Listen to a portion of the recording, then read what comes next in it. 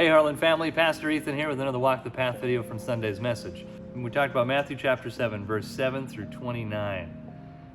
We've been off way more than we could chew because it took us a long time and we didn't even finish.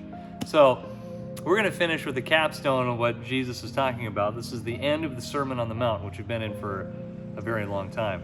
And we talked about ask, seeking, and knocking. We talked about judging. We talked about the narrow gate and the wide gate. We talked about false prophets and their fruit.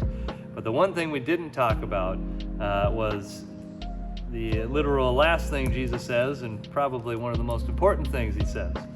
It says this: "Therefore, everyone who hears these words of mine and acts on them will be like a wise man who built his house on the rock. The rain fell, the rivers rose, and the wind blew and pounded that house.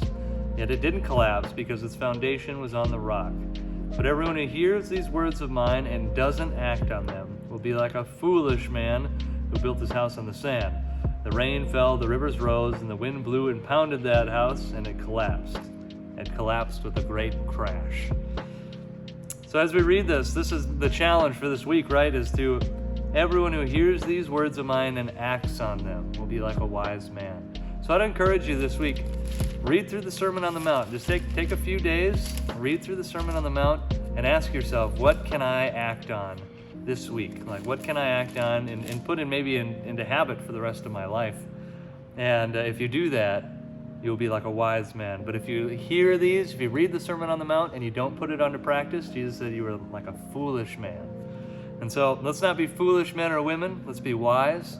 And let's consider the words of Christ very carefully and ask ourselves, what can we put into practice today? What can we put into practice this week in what he said?